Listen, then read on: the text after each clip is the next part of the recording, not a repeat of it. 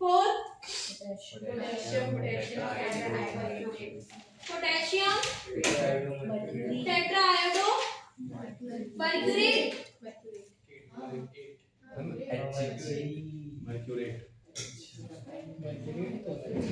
नहीं है, oxidation state कितना है?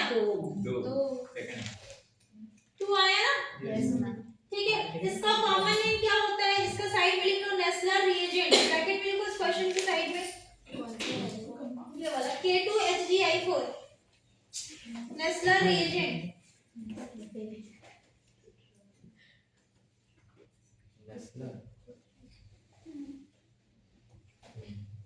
अगला क्वेश्चन आंसर बोलो। Sodium nitrosonium ferrate 2। इसका कॉमन नेम लिखो सोडियम नाइट्रोक्लोराइड।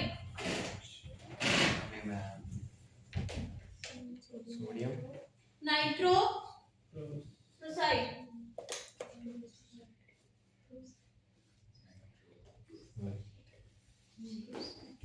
अगला क्वेश्चन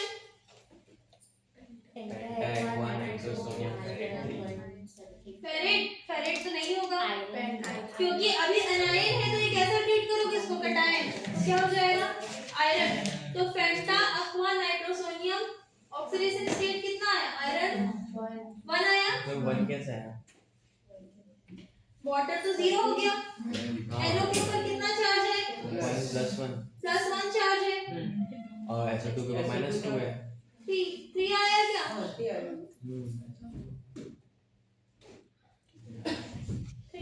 NO पे +1, ये 0, सल्फेट पे -2, 3 आया। चार्ज लिखा था क्या? नहीं चार्ज। क्वेश्चन क्या लिखे? क्वेश्चन लिखो क्योंकि ये तो अलग है। क्वेश्चन तुम लोग को मैं क्या दी हूं? मैं वो -2 उधर जाएगा +2 हम +1 इधर जाएगा -1 हो गया तो 1 ही आएगा। मैम सिर्फ वो NO के ऊपर जो +1 है ना वही है और कुछ नहीं है। सल्फेट का चार्ज नहीं होगा तो मैं -2 +2 आएगा ना उस पे कॉम्प्लेक्स से। अगर कॉम्प्लेक्स से नहीं करेंगे तो भी +1 आएगा।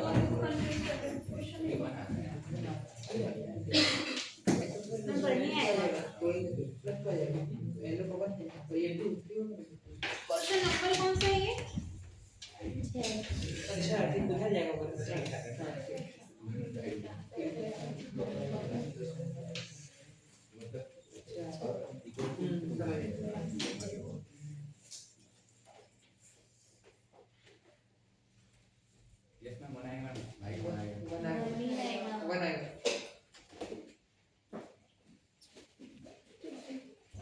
तो लिखा क्वेश्चन NO पे प्लस है सपोज कितना आएगा चार्ज? 1। कितने लोगों को 3 आया? कोई ऐसा है 3 आया है? कैसे है 1 आया बताओ? SO4 का -2 और NO प्लस का +1 -1 मतलब +1 +1 इक्वल टू इक्वल टू में -2 ले गए? नहीं सब एक साइड लिखे हो ना? तो +1 और -2 कितना हो जाएगा? -1 और उधर जाके कितना हो जाएगा? +1। ठीक है, करेक्ट है। अगला बोलो। बिसग्लाइसिनेट सल्फेट। अच्छा इसका कॉमन नेम लिख लो बेटा, इसका कॉमन नेम लिखो brown ring complex. Brown ring complex लिखा। इसका कॉमन नेम लिखना ब्राउन रिंग कॉम्प्लेक्स। अगला क्वेश्चन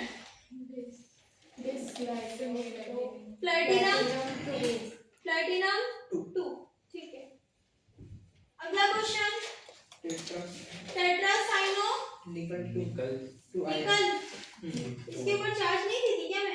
मैं निकल 4 आ रहा है, चार्ज नहीं था। चार्ज नहीं था। निकल 4।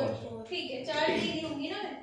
अगर मान लो बेटा इसके ऊपर अगर -2 चार्ज आता, अपन एक पॉइंट पे लिखे थे ना कि अगर क्वाड्रेशन के ऊपर में कोई भी चार्ज आएगा तो लास्ट में किससे एंड करोगे? उसको आयन वर्ड से एंड करोगे। एक और क्वेश्चन बना के लिखो नीचे ताकि ये कांसेप्ट भी क्लियर है।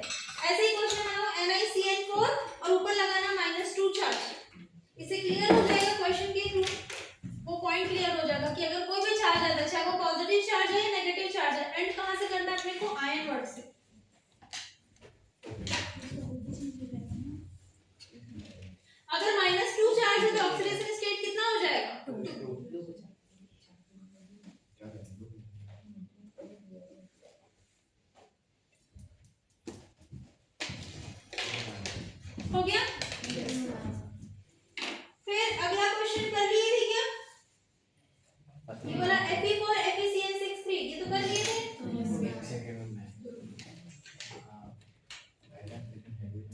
ये क्लास में कर लिए थे। उसको नहीं लिखना है दोनों का IUPAC नेम कर लिए थे ना बेटा कल।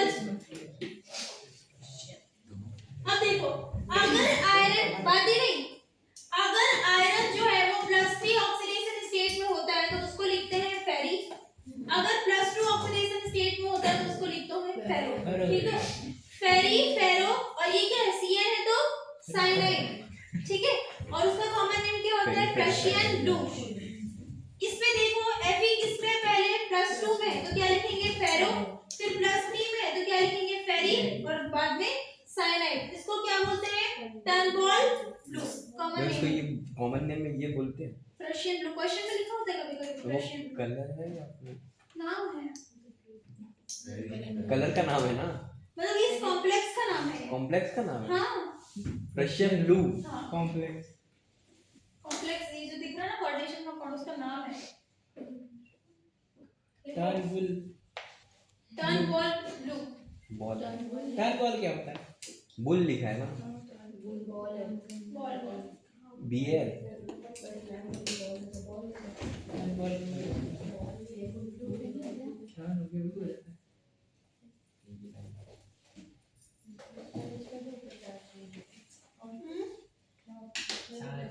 फेरी फेरस एक तो फेस्टिवल पीछे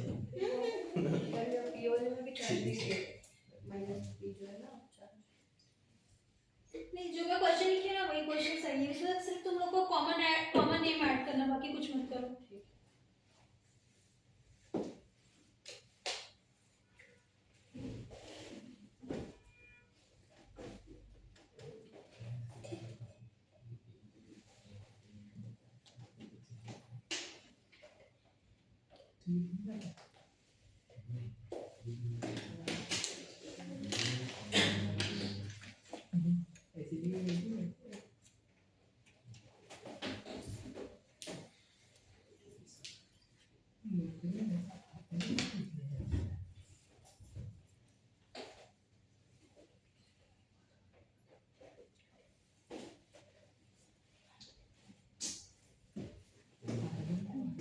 ये वाला है ना NiDMG2 वाला है ना, इस कॉम्प्लेक्स का जो कलर होता है वो रोजी रेड प्रेसिपिटेट कलर का रहता है। ये प्रैक्टिकल इनऑर्गेनिक केमिस्ट्री का पार्ट है। जो कलर आ रहा है ना वो लिख दे। NiDMG2 लिखा होगा देखो है ना, उसके साइड में लिखो रोजी रेड प्रेसिपिटेट होता है।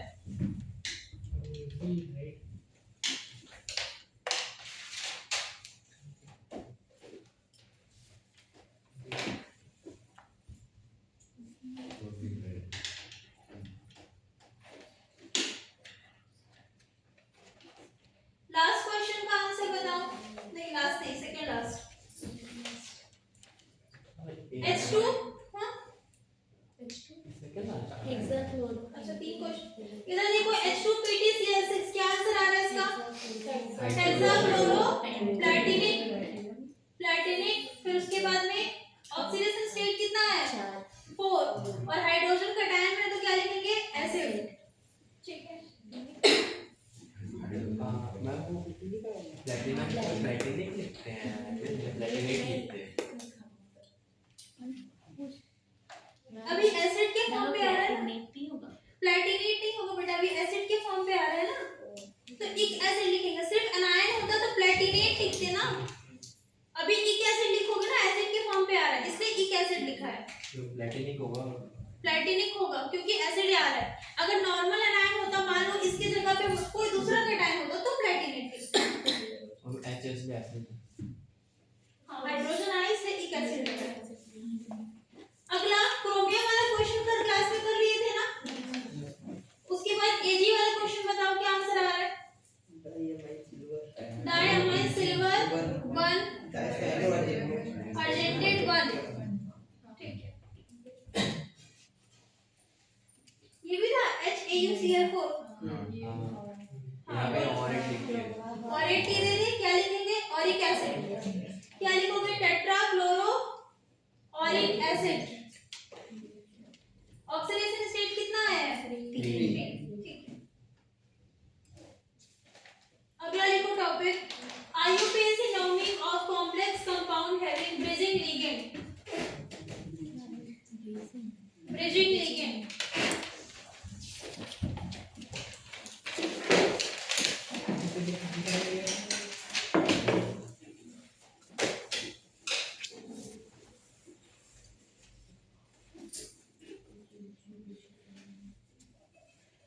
IUPAC naming of complex compound having bridging ligand।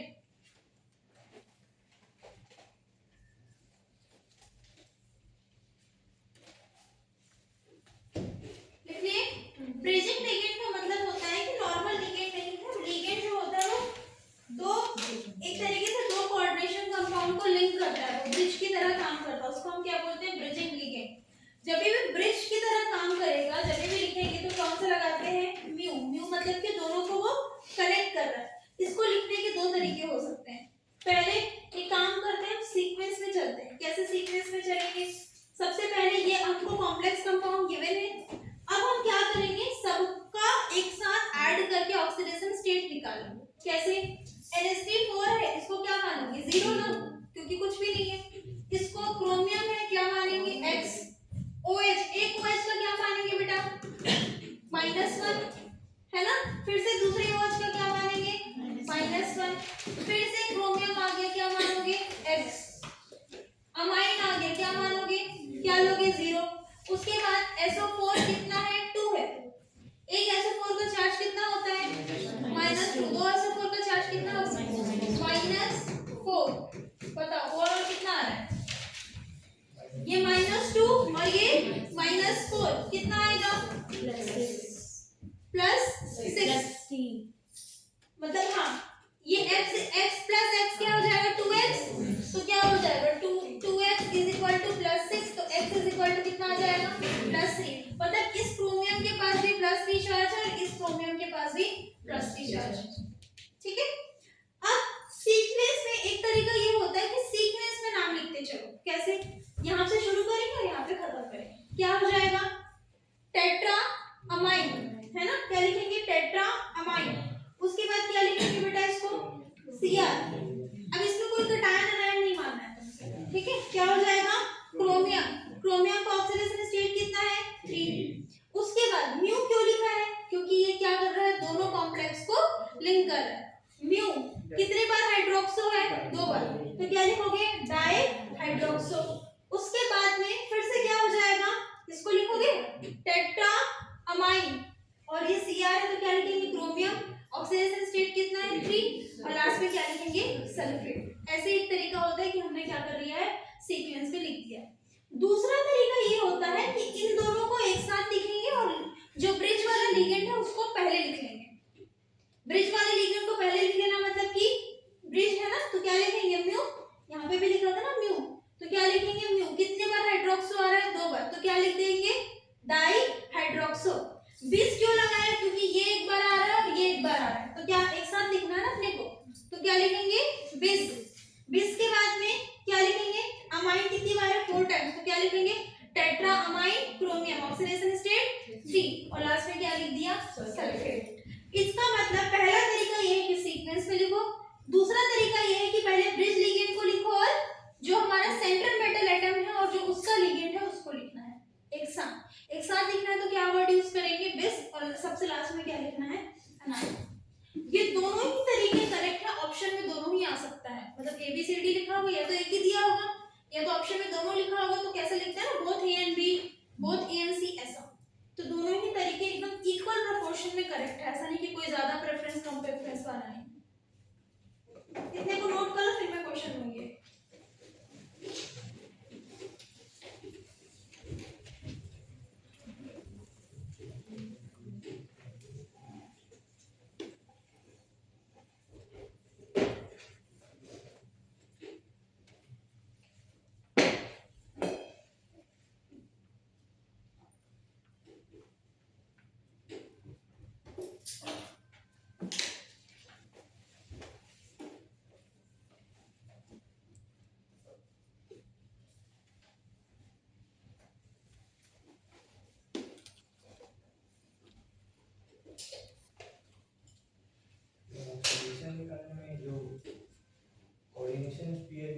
आ गया तो उसको कंसीडर करेंगे कि नहीं करेंगे?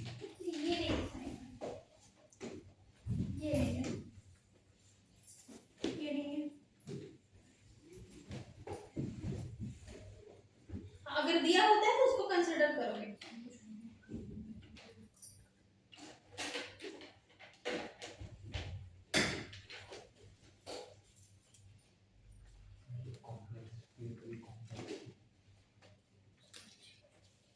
क्या है कॉम्प्लेक्स स्पेस का भी कॉम्प्लेक्स है क्या?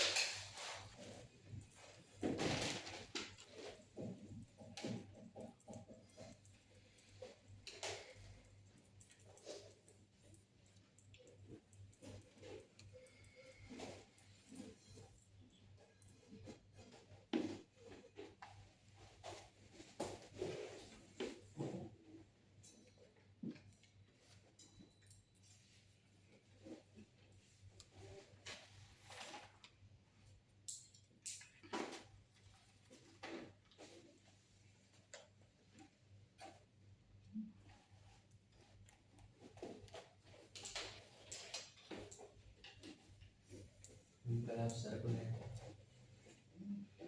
लाएंगे वो तो इसे जाके मिली, कौन है मिली पूछो। तुम तो चले गए। हम वेट कर रहे थे पहले। मैं तो चुपचाप बैठी थी सर, बाकी तीनों पंचायत कर रहे थे। शहनाज सर, दिव्यांशु सर और सर। दिव्यांश सर क्या बात कर रहे थे? फिर कोचिंग खेल रहे थे। एलएम में होता है, नातू में होता है, अकेडमी में होता है। मैं बोर हो रही थी आधे घंटे तक। फिर कोचिंग की बातें कर रहे थे।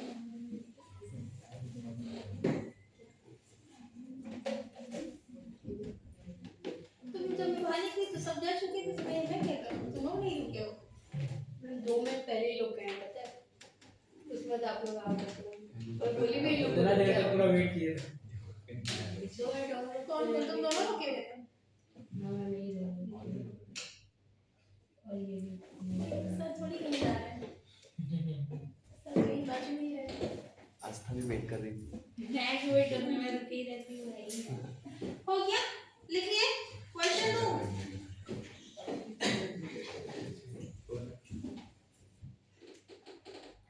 ना वो वाला ओपन कर लो। कौन सा ये ना? नहीं नीचे भी बाजू है। वाला। वो भी वाइट बोर्ड था। सर पूछ रहे थे मेरे पढ़ाए हुए स्टूडेंट तो नहीं है, नहीं तो नहीं मिलूंगा। कोई नहीं, ऐसा कोई नहीं है।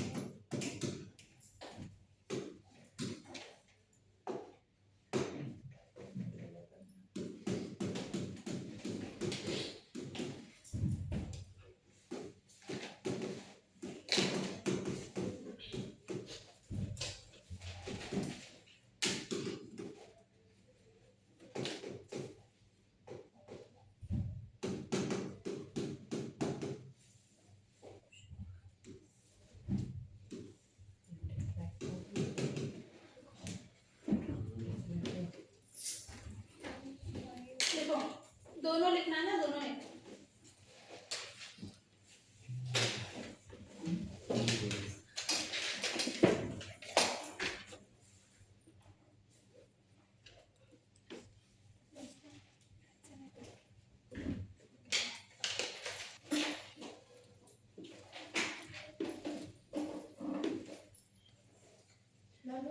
NH होगा ना NH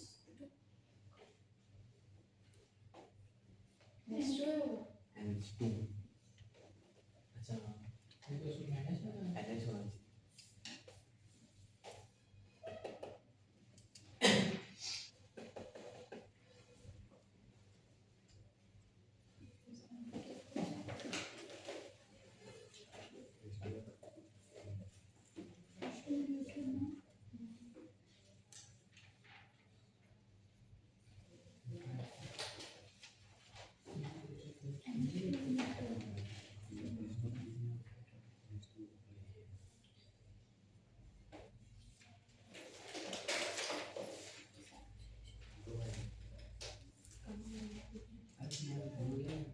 हो गया आंसर आ गया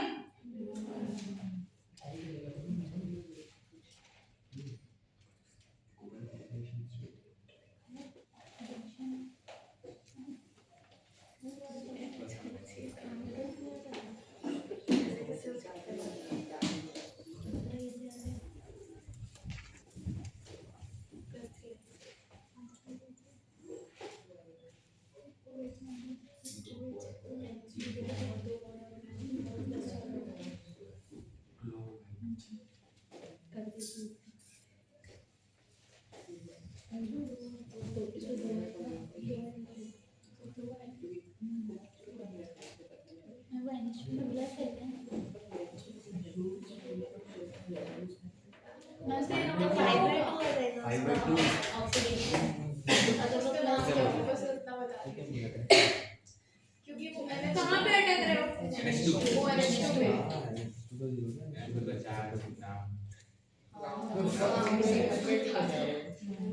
क्योंकि अगर वो NH होता तो इमिडो हो जाता अगर NH2 है तो वो सिंगल बॉन्ड बनाना चाहिए ना अमाइडो करके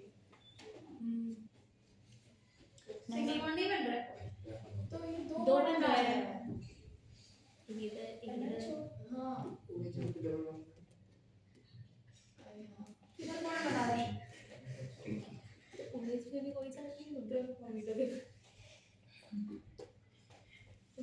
मैम इसका चार्ज मतलब 2 है ये बता दो ऑक्सीडेशन स्टेट किसका CO का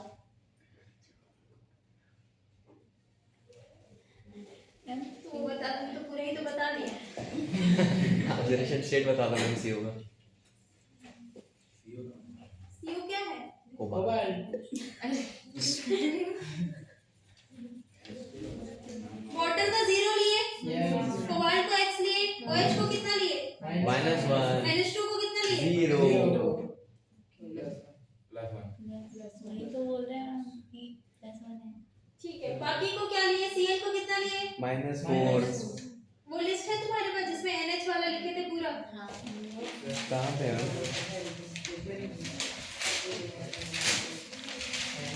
एक बार मेरे को देखने दो कि मैं लिखवाई हूँ नहीं यहाँ मैंने लिखवाया है नहीं पाया NH2 ये NH2 माइनस लिखाई है कि नहीं लिखाई है अरे ये देखो NH2 मोनोडेंटेट में नहीं लिखाई थी लिखाई तो हो NH2 माइनस है ना पर उस पे तो OH में माइनस लगा है ठीक है तो कैसे माने -1 OH को माइनस लगा के देगा वो ओके भाई OH में माइनस लगा के दिया है क्या नहीं ना पता चला ना कि मोनोडेंटेट लिगेंड है तो तुमको खुद समझना पड़ेगा ना मोनोडेंटेट लिगेंड है वाह तो जो पता है उसको कोई बात नहीं देगा तो चलेगा जो नहीं पता उसको तो देना चाहिए क्वेश्चन वाले को ना क्योंकि क्वेश्चन वाले को पता होना चाहिए तुमको नहीं पता है आंसर बोलो फटाफट एक क्वेश्चन करने में 10 घंटे लगाते हो नहीं तो दो अभी तो टेट्राहेड्रल कोबाल्ट ऑक्सीडेशन स्टेट कितना है 3 +3 दोनों का ऐसे ही तो आएगा वो OH की जगह NH2 कर सब लिगेंड याद करोगे कौन सा मोनोडेंटेट है कौन सा बाइडेंटेट है किसके ऊपर क्या चार्ज है यही याद नहीं क्वेश्चन कर रहे हो बोलो नाम बोलो जल्दी टेट्रा अथवा cobalt 3 mu amido mu hydroxo म्यूमाइड है ना एक बार अमाइडो को अलग लिखोगे एक बार हाइड्रोक्सो को अलग लिखोगे मैम दोनों के सामने मैं म्यू हाइड्रोक्सो म्यू माइनो ऐसे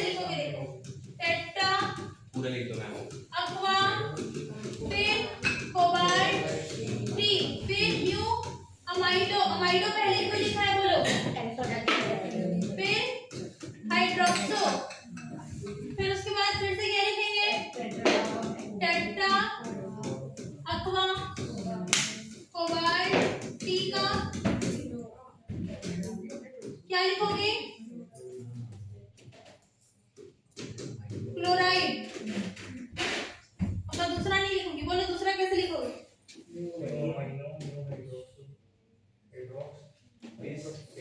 म्यू अमाइडो म्यू हाइड्रोक्सो, फिर उसके बाद बिस tetra aqua cobalt 3 bracket close, फिर क्लोराइड। हो गया,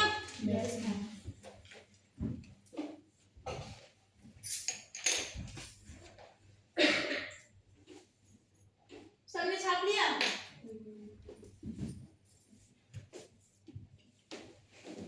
अगला टॉपिक लिखो, effective atomic number.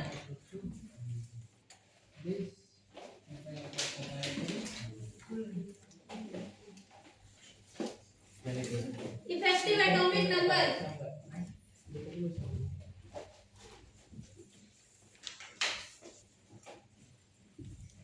Effective atomic number, effective atomic number समझने से बातें नहीं, पहले कंसेप्ट समझो। आयरन, आयरन के पास में आयरन का एटॉमिक नंबर कितना होता है, 26 होता है ना। 3D सीरीज में आता है तो कितना एटॉमिक नंबर होगा, 26 होगा बेटा। तो 26 कितना होगा, इसके पास इलेक्ट्रॉन्स होंगे, जितना एटॉमिक नंबर उतने इलेक्ट्रॉन्स, अगर उसके पास कोई चार्ज नहीं लगा है, न्यूट्रल है। तो अगर हम Fe+2 कर दिया, तो Fe+2 कर दिया मतलब 2 इलेक्ट्रॉन क्या किया उसने, लूज किया है। अगर 2 इलेक्ट्रॉन लूज किया तो कितने नंबर ऑफ इलेक्ट्रॉन्स हो जाएंगे, 24 नंबर ऑफ इलेक्ट्रॉन्स हो जाएंगे। अगर इसमें हम लिगेंड अटैच कर देते हैं, कौन सा लिगेंड, साइनाइड, और ये कॉम्प्लेक्स बन गया FeCN6, ऐसा बन गया। अगर FeCN6 और ऊपर में क्या लगा हुआ है, -4 का चार्ज, -4 का चार्ज लगा हुआ है, इट मींस कि Fe का ऑक्सीडेशन स्टेट कितना है इसमें, +2 होगा ना, है ना। ये कितना होगा, ये x - 6 = -4, तो कितना आ जाएगा, +2 आएगा।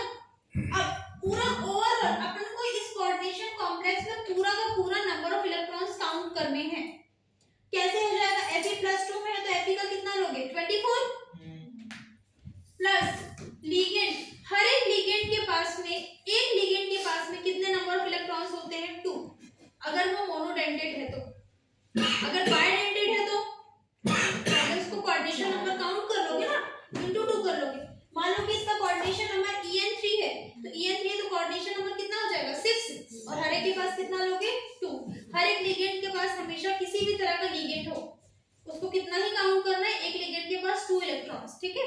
तो कितना हो जाएगा, कोऑर्डिनेशन नंबर 6 है, तो 6 है तो एक के पास कितना होगा, 2 इलेक्ट्रॉन, कितना हो जाएगा ओवरऑल नंबर ऑफ इलेक्ट्रॉन्स 36, मतलब इस कोऑर्डिनेशन कॉम्प्लेक्स में कंपाउंड में ओवरऑल 36 इलेक्ट्रॉन्स हैं।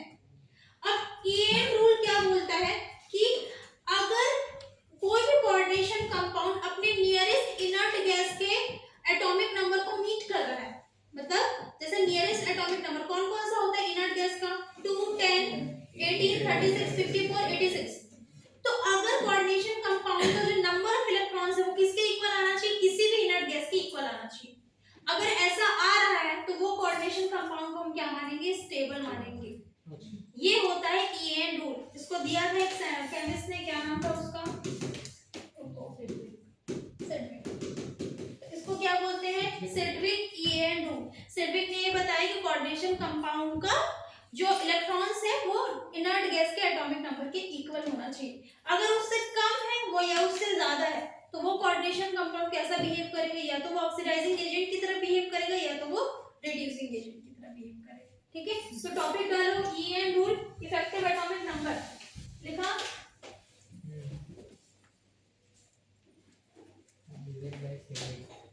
Given by सेड्विक। स्टेटमेंट लिखो, if EAN of CMA, जो बोर्ड है वो लिखना है, if EAN of CMA effective atomic number of central metal atom in a complex is equal to 1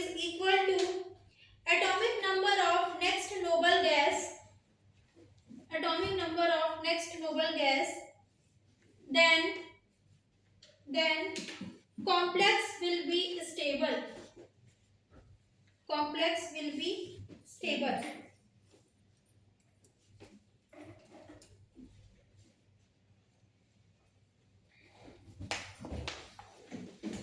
उसके बाद ये लिखो, इसके बाद पूरा यहाँ तक लिखना है। ये 36 लिखा है ना, वहां तक लिखना है।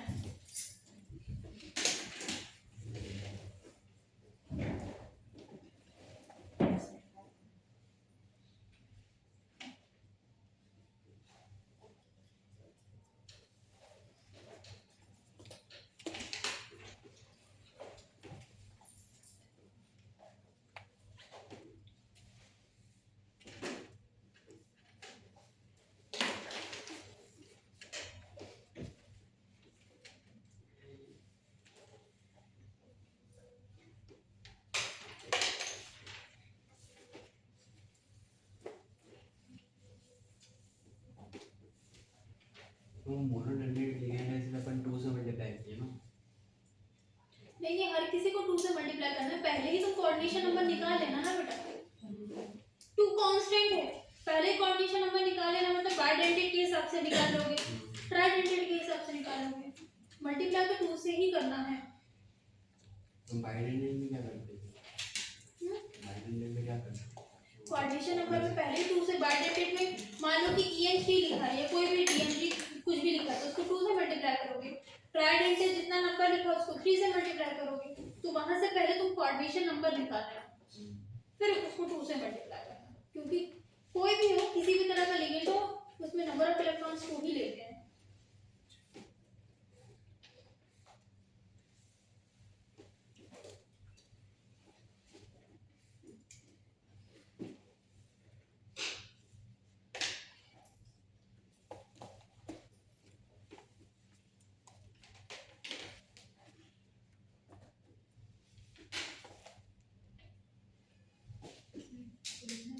मुझे बॉक्स में वो लिखना है। EN का फॉर्मूला क्या होगा? Z। या तो ऐसा निकालो, आयरन का एटॉमिक नंबर कितना होता है? 26 माइनस ऑक्सीडेशन स्टेट को किसमें लोगे? With sign.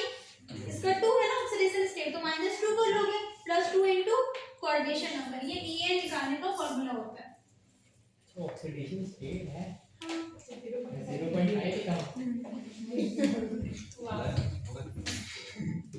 0.5 जैसा कुछ है यहाँ पे?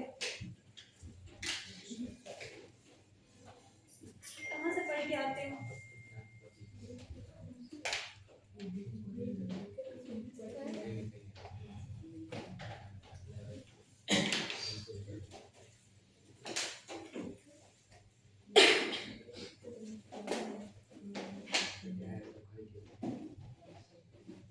ये सबको निकाल लेना। ये क्वेश्चन है, ये बच्चों वाला चीज मैं नहीं कराऊंगी अभी।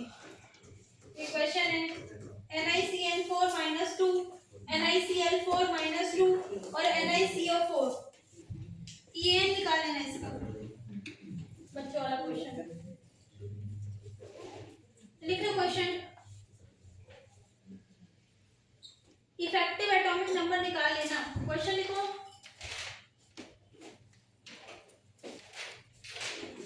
इफेक्टिव एटॉमिक नंबर NiCN क्या है? First NiCN4 ब्रैकेट के ऊपर -2 चार्ज, NiCl4 ब्रैकेट के ऊपर -2 चार्ज, NiCO4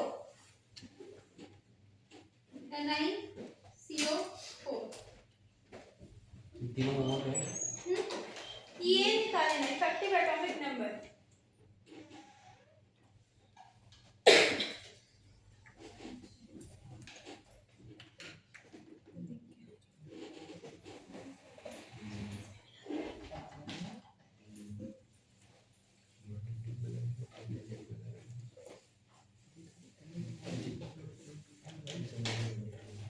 जो भी पढ़ा है वही वर्ड्स पे लिखा है कि अगर वो उसको किसके इक्वल नहीं आएगा, नोबल गैस के इक्वल नहीं आएगा उसका एटॉमिक नंबर, तो कैसा बिहेव करेगा?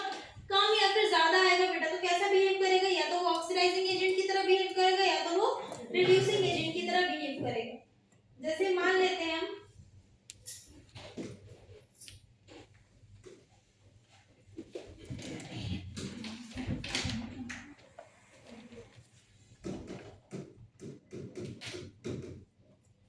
इसमें इफेक्टिव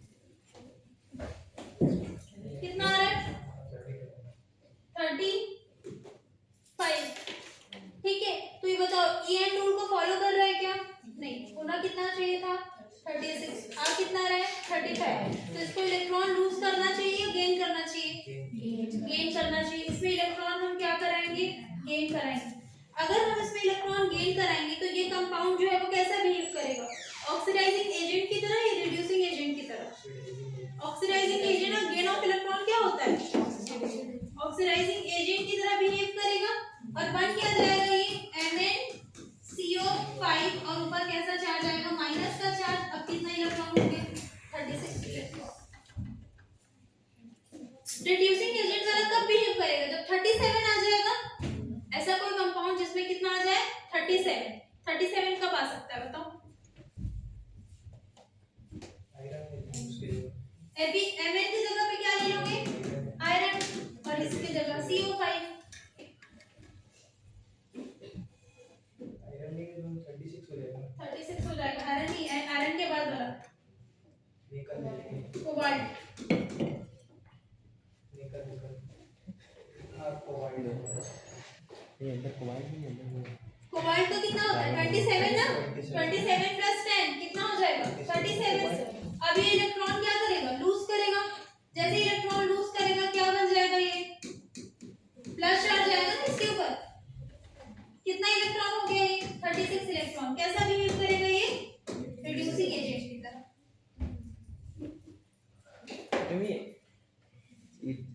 Mn का कितना इलेक्ट्रॉन काउंट किया? Mn का कितना इलेक्ट्रॉन होता है? 25 25 और 5 कोबाल्ट है।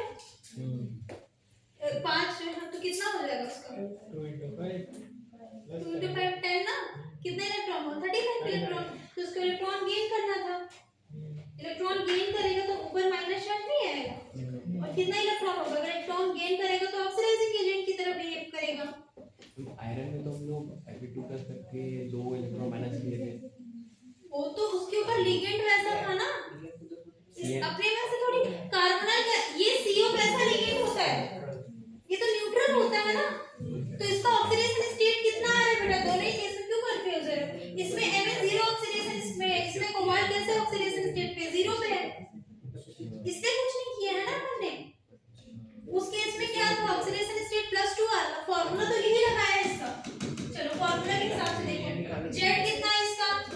25 माइनस ऑक्सीडेशन स्टेट कितना है? 0 प्लस 2 इनटू कोऑर्डिनेशन नंबर नहीं है 35।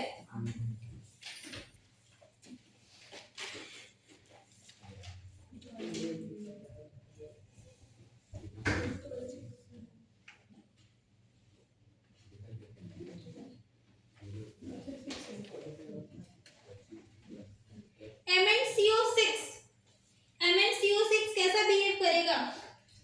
चेक। MnCO6 बोलो। ऑक्सीडाइजिंग एजेंट की तरह या रिड्यूसिंग एजेंट की तरह? कितना इलेक्ट्रॉन्स आ रहा है? हाँ 37 आएगा ना। Mn कितना है? 25 माइनस 0 प्लस 6 इनटू 12 कितना आएगा? 37। अगर इलेक्ट्रॉन ज्यादा होगा तो इलेक्ट्रॉन लूज करना है। इलेक्ट्रॉन लूज करना है तो कैसे बनाएगा बताओ? ये कैसे बनाएगा बेटा? ये कैसा कंपाउंड बनाएगा? MnCO6 और ऊपर कौन सा चार्ज लग जाएगा? प्लस। कितना इलेक्ट्रॉन्स आएंगे इसके पास में? 36 इलेक्ट्रॉन। जनरली ऑक्सीडाइजिंग या रिड्यूसिंग एजेंट की तरह बिहेव करता है तो लिगेंड कैसा वाला होता है? CO। जनरली 90% केसेस में लिगेंड कौन सा होगा? CO ही होगा। तो अभी तो ऑक्सीडाइजिंग एजेंट की तरह वो कर रहा है ना ये ऑक्सीडाइजिंग एजेंट को बिहेव करता है। इलेक्ट्रॉन लूज कर रहा है कि गेन कर रहा है बेटा इसमें? लूज कर रहा है। इलेक्ट्रॉन लूज कर रहा है। इलेक्ट्रॉन लूज कर रहा है तो इलेक्ट्रॉन लूज करेगा तो कैसा बिहेव करेगा? सेल्फ रिड्यूस हो रहा है। अपना रिड्यूस हो रहा है, हम लोग ऑक्सीडाइज कर रहे हैं। ऑक्सीडाइजिंग अच्छा नहीं ऑक्सीडाइज हो रहा है, सेल्फ ऑक्सीडाइज हो रहा है, हम लोग रिड्यूस कर रहे हैं। तो रिडॉक्स नहीं पढ़े हो? पढ़े हैं। इलेक्ट्रॉन तुम कौन सा कांसेप्ट लगा रहे हो? अरे हम गलती से बोल दिया। सेल्फ कैसा ऑक्सीडाइज बिहेव हो रहा है। करेगा ये? रिड्यूसिंग एजेंट की तरह। अगला BCO6 वैनेडियम CO6 कैसा बिहेव करेगा? वैनेडियम CO6 तीनों नोट कर लिया बेटा सबने? मैम ये ऑक्सीडाइजिंग एजेंट की तरफ मतलब ये नहीं कर सकते इलेक्ट्रॉन। ये गेन क्यों करेगा? इसको 36 पे आना है ना। 36 पे आना है। क्या पढ़ रही थी? जैसे कहाँ पे आना है? उसको नोबल गैस पे आना है ना। नोबल गैस का एटॉमिक नंबर कौन सा होता है? 36। इसलिए ये सब कर रहा है वो। ये नहीं बताया थे?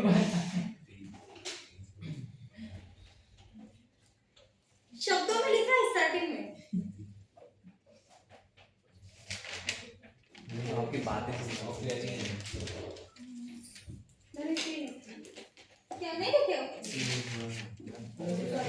थोड़ा सा बचा है। मैं कौन सा क्वेश्चन बोली थी, मैं खुद भूल गई। VCO6 कैसे बिहेव करेगा? ऑक्सीडाइज करेंगे। कितना इलेक्ट्रॉन्स आ रहा है? 35।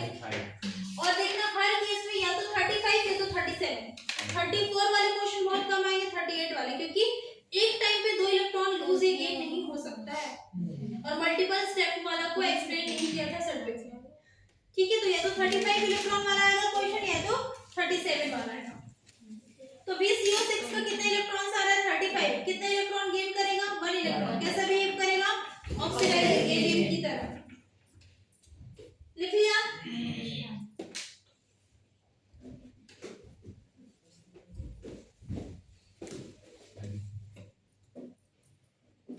बहुत सारे केसेस पे ये अपने आप को कैसा करता है? डायमराइज भी करता है। डायमराइज कैसे करेगा? देखो, अगर MnCO5 है तो कितने नंबर ऑफ इलेक्ट्रॉन्स आते हैं? इसका कितना हो जाता है? 25। MnCO5 का भी फाइंड आउट किया था ना बेटा, कितना आता है बताओ? 35 टोटल कितना आता है? 35। ठीक है, अगर हम एक काम करें कि इसको डायमराइज कर दे। डायमराइज करना मतलब इसको 10 डबल कर देना। 10 डबल कर दोगे तो Mn कितना हो जाएगा? 2, और CO कितना हो जाएगा? 10। ऐसा स्ट्रक्चर दिखेगा, Mn2 और CO 10। अब क्या करना है? एक के रेस्पेक्ट में तुमको इलेक्ट्रॉन्स निकालने हैं, दोनों को कंबाइन नहीं निकालना, एक के रेस्पेक्ट में। एक के रेस्पेक्ट में मतलब कितने के लिए इलेक्ट्रॉन्स निकालना है ना? कैसे निकल जाएगा बताओ? Mn कितना है? Mn का कितना है? देखो, इस Mn का कितना है? 25 है ना? 1 2 3 4 5, हर एक के पास, मतलब इस Mn को 5 को CO मिलेगा, इस Mn को 5, 10 कितना ओवरऑल कितना हो जाएगा? 10। एक कहां से आया? ये वाला इलेक्ट्रॉन जो Mn के बीच में बॉन्ड बना है, कितना हो जाएगा? 1। कितना इलेक्ट्रॉन्स हो गए ओवरऑल? 36। तो क्या होता है कि बहुत सारे कंपाउंड जो होते हैं, कार्बोनल कंपाउंड्स, वो अपने आप को डायमराइज करके भी क्या करते हैं? Stable noble gas configuration acquire करता है। पर सारे नहीं करेंगे। जैसे MnCO5 कर लिया, और कौन सा करता है? CO4। कोबाल्ट का कितना होता है? Atomic number 27। 4 into 2 कितना हो जाएगा? ये 35। ये भी डायमराइज करेगा, 35 वाला डायमराइज करके क्या बना देगा? 36। जैसे ऐसा था वैसे ही सेम स्ट्रक्चर बनेगा ना, बस हर एक कोबाल्ट को कितना CO मिल जाएगा? 4 मिल जाएगा।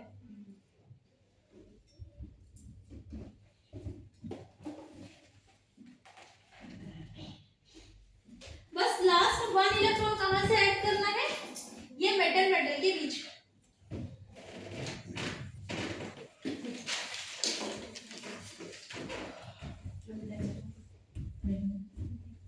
क्या तो मेन टॉपिक पे भी नहीं पहुंचे, VBT पे भी नहीं पहुंचे। तो डायवर्ट फ्लो क्या लिखा है? Some metal carbonyl like MnCO5, CuCO4 have tendency to form dimer through कौन सा बॉन्ड? इस Mn के बीच में जो बॉन्ड बन रहा है उसको हम क्या बोलेंगे? सिग्मा बॉन्ड नहीं है। सिग्मा नहीं है ना, पाई नहीं है। कौन सा बॉन्ड बोलते हैं? Delta bond. जब भी डायमराइज करता है कोऑर्डिनेशन कंपाउंड, कौन सा बॉन्ड बनाता है? Delta bond.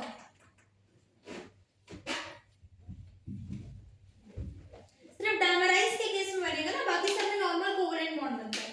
जब डायमराइज करेगा तभी डेल्टा बॉन्ड बनाएगा।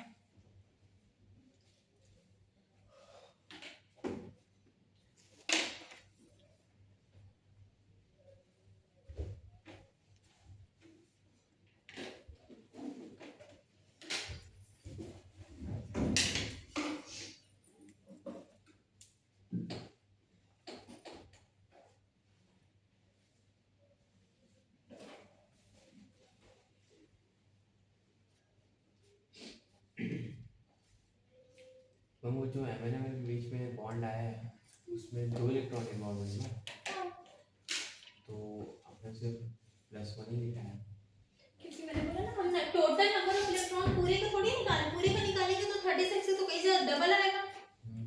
एक के रिस्पेक्ट में निकालना है। अभी तो देखो बोला क्या है, कितने का ही निकालना है।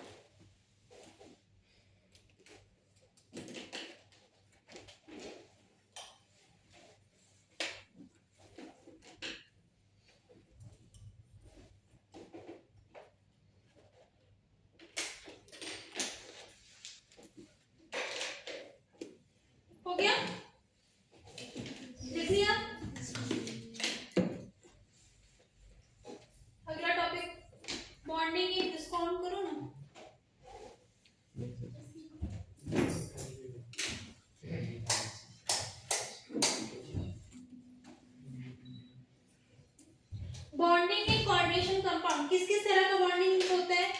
वर्नर थ्योरी, सबसे पहले कौन सा थ्योरी आया था? वर्नर का। उसके बाद में रिवेटिव वैलेंस बॉन्ड थ्योरी, उसके बाद में CFT, crystal field theory. Werner के अकॉर्डिंग कोई सा भी हम कोऑर्डिनेशन कंपाउंड लिखते हैं ना, तो किसी भी कोऑर्डिनेशन कंपाउंड में दो तरह का वैलेंसी होता है, एक होता है प्राइमरी वैलेंसी, दूसरा होता है secondary valency. Primary valency oxidation state को दिखाता है और सेकेंडरी वैलेंसी किसको दिखाता है? कोऑर्डिनेशन नंबर, कितना कोऑर्डिनेशन नंबर है, मतलब साइड एटम कितने हैं।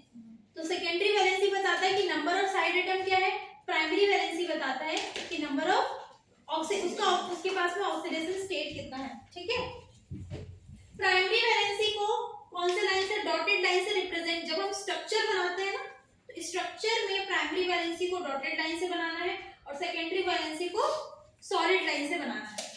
वही लिखा हुआ है, प्राइमरी वैलेंसी कितना होगा? Is equal to oxidation state, central metal पे कितना ऑक्सीडेशन स्टेट आ रहा है, सेकेंडरी वैलेंसी मतलब कि सेंट्रल एटम पे कितना कोऑर्डिनेशन नंबर आ रहा है। अब ये जो प्राइमरी वैलेंसी है वो जनरली जो भी साइड एटम प्रेजेंट होते हैं वो क्या होते हैं? अनायन प्रेजेंट होते। लिगेंड जनरली कैसा होता है बेटा? या तो न्यूट्रल हो गया या तो एनायनिक हो गया। कैटायन होता है क्या? बहुत कम। कैटायन हमने कितने लिखे हैं लिगेंड में? मुश्किल से 4-5। तो जनरली जो होता है वो कैसा होता है? Generally most of the cases में एनायन होता है या तो न्यूट्रल होता है। कैटायन होने का टेंडेंसी बहुत कम होता है जो भी लिगेंड्स होते हैं। और जब देखो overall oxidation state coordination compound में क्रिएट किसकी वजह से होता है? एनायन की वजह से। जो लिगेंड एनायनिक होते हैं ना, उसके ऊपर -2 या -3 होता है, फिर राइट साइड पे जाके वो +3 +2 बन जाता है। ठीक है, तो सेटिस्फाई कौन कर रहा है? क्रिएट किसकी वजह से हो रहा है? मोस्ट ऑफ द केसेस में एनायन की वजह से क्रिएट होता है या फिर न्यूट्रल की वजह से क्रिएट होता है। जबकि यहाँ पर जो सेकेंडरी वैलेंसी कोऑर्डिनेशन नंबर किसकी वजह से आता है? Number of ligand. जितने नंबर ऑफ लिगेंड होंगे उतना ही क्या होता है? Coordination number. It is normally ionisable. बहुत सारे केसेस में हमने देखा है कि स्क्वायर ब्रैकेट होता है, या तो उसके सामने कुछ प्रेजेंट होता है, उसकी वजह से ऑक्सीडेशन स्टेट क्रिएट होता है, या तो इधर कुछ प्रेजेंट होता है। भाई यहाँ पे पोटेशियम K4 है तो +4 लिखोगे ना, वो कहीं ना कहीं कंट्रीब्यूट तो कर रहा है ऑक्सीडेशन स्टेट में। इधर पे मान लो Cl3 है, -3 है, तो वो कहीं ना कहीं कंट्रीब्यूट तो कर रहा है ना ऑक्सीडेशन स्टेट में। तो अब जब हम इस कोऑर्डिनेशन कंपाउंड को ब्रेक करते हैं तो ये कैटायन में ब्रेक होगा और ये पूरा कोऑर्डिनेशन कंपाउंड एनायन में ब्रेक होगा। दूसरा प्रोबेबिलिटी क्या है? अगर इसको छोड़ दो तो ये पूरा का पूरा कैटायन में ब्रेक होगा और ये वाला पार्ट एनायन में ब्रेक होगा। तो कहीं ना कहीं जो प्राइमरी वैलेंसी है वो आयोनाइजेबल है, मतलब इजीली आयंस में क्या हो रहा है? ब्रेक हो जा रहा है। जबकि जो सेकेंडरी वैलेंसी मतलब कि क्या है? यहाँ पर जो लिगेंड प्रेजेंट है इसको फर्दर हम ब्रेक कर पाते हैं क्या? नहीं। इसलिए क्या लिखा हुआ है? अनआयोनाइजेबल, मतलब उसको हम आयंस में नहीं तोड़ सकते हैं। यहाँ तक सबको क्लियर है? उसके बाद में देखो इट इज नॉन डायरेक्शनल, मतलब ये इसका कोई प्रॉपर डायरेक्शन नहीं होता। जब हम स्ट्रक्चर में बनाते हैं ना तो इसको स्ट्रक्चर में हम उसका बॉन्ड नहीं बनाते हैं। जैसे मान लो कि ऐसा लिखा हुआ COCl6 और सामने सपोज है ना, इसके सामने -6 है, ऐसा लिखा हुआ है सपोज। तो जब हम स्ट्रक्चर बनाएंगे तो इसको COCl6 है तो ऐसा बनाएंगे, इधर सारे साइड पे क्या हो जाएगा? क्लोरीन आ जाएगा, है ना। तो इसको हमने प्रॉपर एक ऑक्टाहेड्रल बनता है ना ऐसा sp3d2 वाला, ऐसे ही बनता है। तो जो लिगेंड होता है ना उसको प्रॉपर किस में दिखाते हैं? ज्योमेट्री में दिखाते हैं। जबकि जो प्राइमरी वैलेंसी लिगेंड को ज्योमेट्री में दिखाया, मतलब सेकेंडरी वैलेंसी को हमने ज्योमेट्री में दिखाया है, प्राइमरी वैलेंसी को हम ज्योमेट्री में नहीं दिखा पाते प्रॉपर तरीके से। इसलिए ये कौन सा होता है? Non directional. उसका डायरेक्शन कहाँ है ज्योमेट्री में हम बता ही नहीं पाएंगे, इसलिए नॉन डायरेक्शनल नेचर का है। अगर हमको प्राइमरी वैलेंसी पता है तब भी हम प्रेडिक्ट नहीं कर पाएंगे कि ओवरऑल कंपाउंड का ज्योमेट्री क्या है। जब तक कि हमको नंबर ऑफ लिगेंड नहीं पता होगा हम कैसे बताएंगे? अगर नंबर ऑफ लिगेंड 4 है तो हम बता सकते हैं ना स्क्वायर प्लेनर है या टेट्राहेड्रल है। नंबर ऑफ लिगेंड 6 है तो हम बता सकते हैं ना कि क्या है? ऑक्टाहेड्रल है। जबकि अगर हमको सेकेंडरी वैलेंसी पता है तो हम क्या बता सकते हैं? उसका ज्योमेट्री बता सकते हैं कि कौन से ज्योमेट्री में वो होता है। तो ये बेसिक डिफरेंस होता है प्राइमरी वैलेंसी और सेकेंडरी वैलेंसी का। अभी फाइंड आउट कहाँ से हुआ है, इनिशिएट कहाँ से हुआ है वो हम देखेंगे कि वर्नर ने क्या बताया था। अभी जब हम जिस तरीके से हम निकालते हैं वो नहीं देखना है अपने को। वर्नर जो सबसे शुरू में केमिस्ट आए थे उन्होंने उस चीज को कैसे एक्सप्लेन किया है वो अपने को देखना है। तो उन्होंने क्या किया, पहले हमको ऐसा कोऑर्डिनेशन कंपाउंड जैसे अभी के टाइम पे हमको प्रॉपर स्क्वायर ब्रैकेट में लिखा मिलता था, हम जान जाते हैं ना कि हाँ ये कोऑर्डिनेशन कंपाउंड है। पहले ऐसा नहीं था, किस टाइम पे जब वर्नर आए थे। तो वर्नर ने हमको बताया कि हम प्राइमरी वैलेंसी और सेकेंडरी वैलेंसी की हेल्प से कोऑर्डिनेशन कंपाउंड बना सकते हैं। तो उसने फाइंड कैसे किया प्राइमरी वैलेंसी सेकेंडरी वैलेंसी, वो अपने को देखना है। ऐसा कंपाउंड था COCl3.6NH3। तो इस बेसिस पे सबसे पहले उसने क्या किया बेटा, ऑक्सीडेशन स्टेट निकाला। कैसे निकाला, उसको ये पता था अच्छा कोबाल्ट है, कोबाल्ट कौन से ब्लॉक का है, डी ब्लॉक का है, मतलब यही क्या होगा, सेंट्रल मेटल एटम होगा। तो उसको उसने क्या एज्यूम किया, उसको उसने एज्यूम किया X, जैसे अपन ऑक्सीडेशन स्टेट निकालते हैं आज के टाइम, इसको उसने एज्यूम किया X। क्लोरीन का चार्ज कितना होता है उसने पहले ही पता था कि उसको ये मोनोडेंटेड होता है। तो मोनोडेंटेड होता है तो एक क्लोरीन का क्या चार्ज लोगे, -1। 3 क्लोरीन का क्या चार्ज लोगे बेटा, -3। NH3 को उसने न्यूट्रल माना, चाहे वो 6 हो 10 हो 15 हो, कोई फर्क नहीं पड़ता अपने, क्या हो जाएगा इसका चार्ज 0। तो ओवरऑल कितना आ रहा है, ओवरऑल कितना आ रहा है बताओ, +3। कोबाल्ट कितना आ रहा है, +3 आ रहा है। अब उसने ये बोला कि जैसे ही हमने AgNO3 को एक्सेस में लिया, AgNO3 का उसने इस कंपाउंड को उसने AgNO3 के साथ मान लो पास करा है लैब में, ये कंपाउंड AgNO3 किस में लिया है उसने, एक्सेस में लिया है। तो उसने पहली बार देखा कि हमको कितने मोल AgCl के मिल रहे हैं, 3 मोल, ऐसा उसको रिजल्ट मिला। ठीक है, क्या मिला, 3 मोल AgCl। और AgCl 3 मोल मिला तो कौन से कलर का हुआ, व्हाइट कलर का प्रेसिपिटेट मिला। और जितना उसने रिएक्टेंट साइड पे लिया था एकदम कंप्लीटली उतना ही अमाउंट, अप्रोक्सीमेटली उतना ही अमाउंट उसको व्हाइट कलर का प्रेसिपिटेट मिला प्रोडक्ट साइड पे। ठीक है, तो उसने ये सोचा भाई मैंने 3 क्लोरीन लिया था और 3 के 3 क्लोरीन इस Ag के साथ कंबाइन हो गए, 3 AgCl मिला ना, तो 3 के 3 क्लोरीन Ag के साथ कंबाइन हो गए। अब उसने जो रिजल्ट मिला उसको किसमें बनाया, कोऑर्डिनेशन कंपाउंड के फॉर्म पे बनाया। तो उसने कैसे बनाया, 3 क्लोरीन है ना, 3 AgCl का प्रेसिपिटेट है, तो उसने अब क्लोराइड है, क्लोराइड कैसा है, अनायन है ना, तो अनायन को क्या कर दिया उसने, बाहर निकाल दिया। 3 क्लोरीन है ना, तो 3Cl को क्या कर दिया, बाहर निकाल दिया। बचा क्या उसके पास में, उस स्क्वायर ब्रैकेट में CO को लिखा, NH3 को कितना लिखा, 6। ठीक है, अब देखो यहाँ पर अगर 3 क्लोरीन है तो हर एक क्लोरीन के पास कैसा चार्ज है, माइनस चार्ज, उतना ही इक्वल नंबर में इसको क्या देना पड़ेगा, कोऑर्डिनेशन कंपाउंड को +3 चार्ज। और उसको कैसा बनाना, उस कंपाउंड को ओवरऑल न्यूट्रल बनाना। फिर उसने ये नहीं, ऐसा तो नहीं लिखा ना, जैसे अपन अभी ऐसा पढ़ते हैं, ऐसा पढ़ते हैं ना अपन, ये तो बाद में आया कि ऐसा लिखेंगे। पहले तो वर्नर ने ऐसे ही लिख के दिया था अपने को, 3Cl- और यहाँ पर कैसे लिखा था, +3 चार्ज। ठीक है, ओवरऑल उसके पास टोटल कितने आयन है, जितना स्क्वायर ब्रैकेट है उसको उसने कितना काउंट किया, 1 आयन। जो काउंटर आयन है उसमें जितना नंबर है उसको उतना ही आयन काउंट किया। काउंटर आयन है कितना क्लोरीन है, 3, इसको कितना आयन काउंट किया उसने, 3। स्क्वायर ब्रैकेट में कितना है ओवरऑल, 1, तो उसको कितना काउंट किया, 1। और आयन कितना है उसके पास में, 4। इसका मतलब है कि जो भी स्क्वायर ब्रैकेट के बाहर जितना भी आयन होगा उतने ही मोल उसको कितने मिले, प्रेसिपिटेट में मिले। ठीक है, जैसे अगला करते हैं तो समझ में आएगा। फिर उसने क्या किया बेटा, COCl3.5NH3 लिया, NH3 कम कर दिया ना।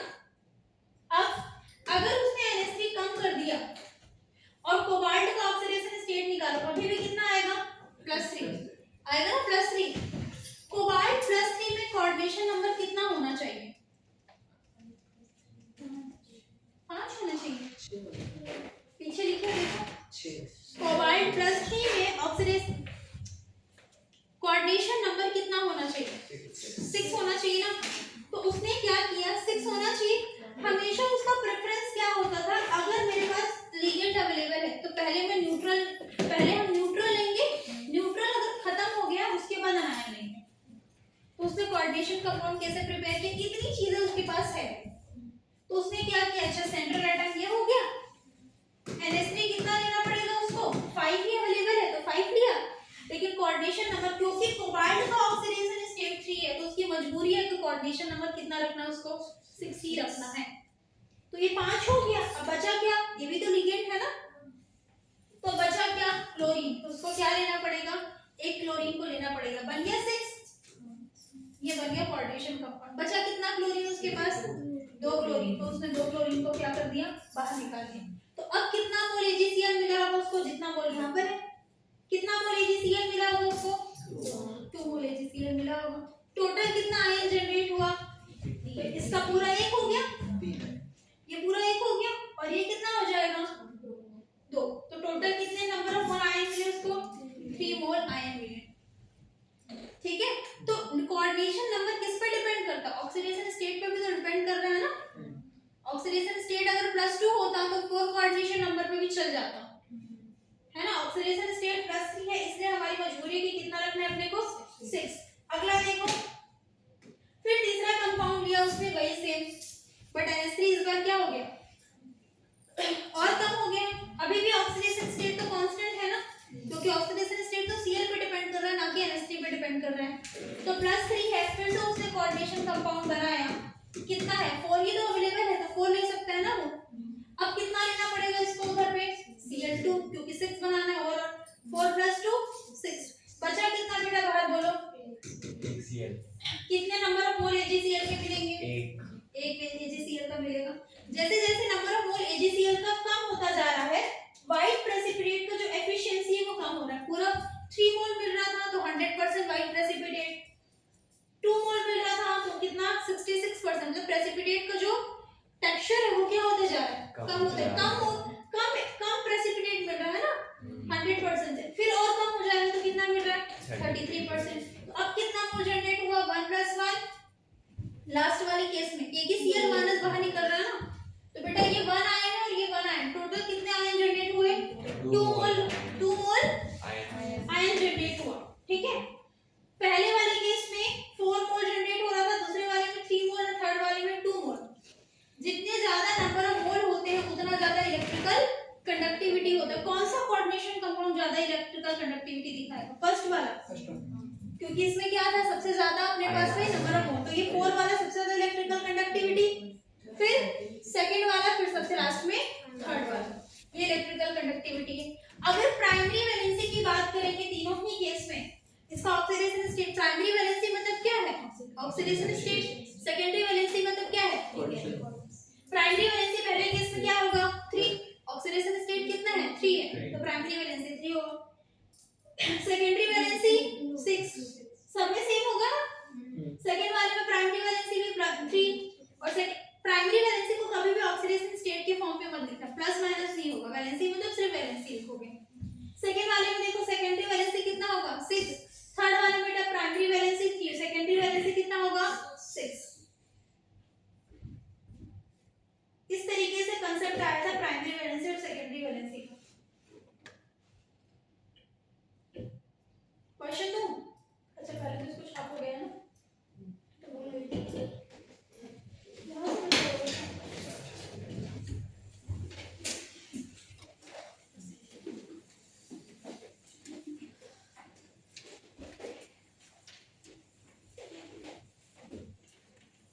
इसको छाप लेना, क्वेश्चन लिख लो। लिख ले, जब तो जेई वाला तो है ही।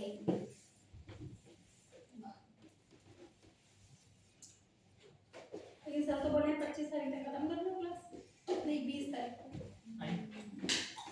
जी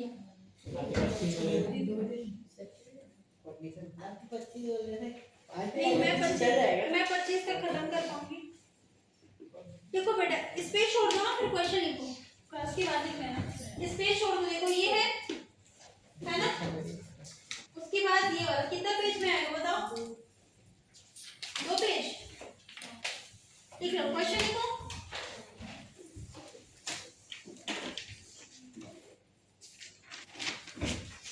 एक और इम्पोर्टेंट चीज, मान लो कि किसी केस में, तो मान लो किसी केस में काउंटर आयन पे Cl बच ही नहीं रहा है, ये एक तरीके का क्या होता है AgNO3 टेस्ट है ना, सिल्वर नाइट्रेट टेस्ट। अगर बाहर Cl आ रहा है मतलब कि पॉजिटिव सिल्वर नाइट्रेट टेस्ट है, अगर बाहर पे कोई Cl बच ही नहीं रहा है मतलब कि कैसा होगा, AgNO3 का टेस्ट वो नहीं दे रहा है।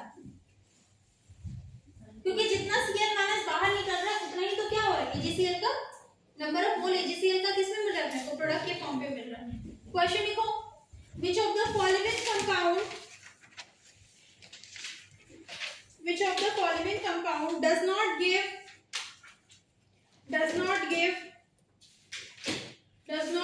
chloride ion with AgNO3 in its aqueous solution. Option A लिखो. ऑप्शन ए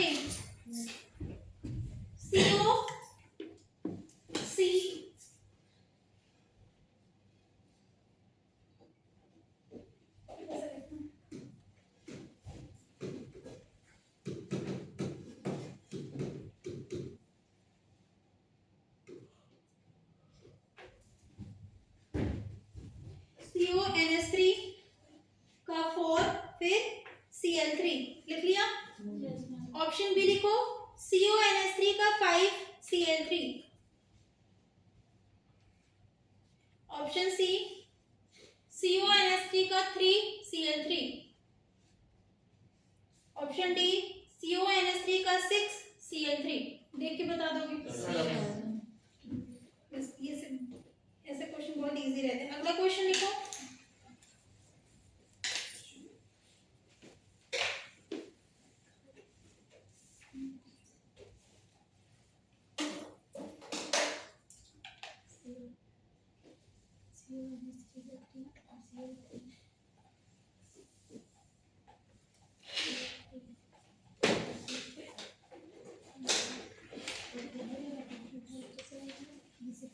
ऑप्शन बी क्या था?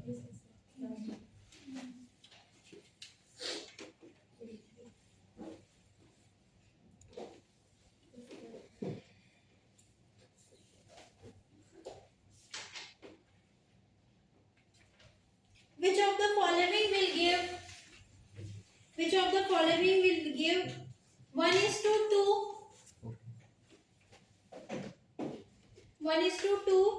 electrolytic solution in aqueous solution.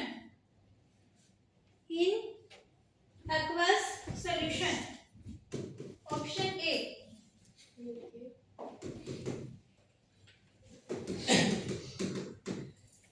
Option A PtCl4.3NH3. Option B PtCl4.4NH3. Option C PtCl4.5NH3. अगला PtCl4.6NH3. Option B. सबका आ गया. कितना easy questions रहते हैं ना.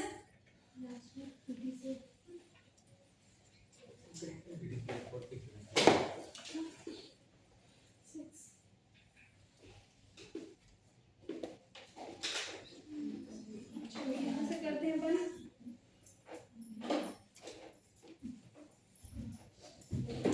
सबको बन गया. कैसा है?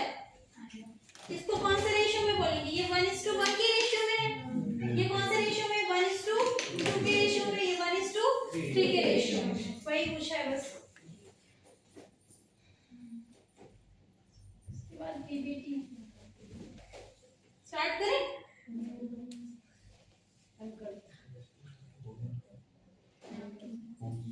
अच्छा लिखना भी तो बाकी है तुम्हारा. लिख लेना ये वाला. कल अपन स्टार्ट करते हैं PBT से. कल PBT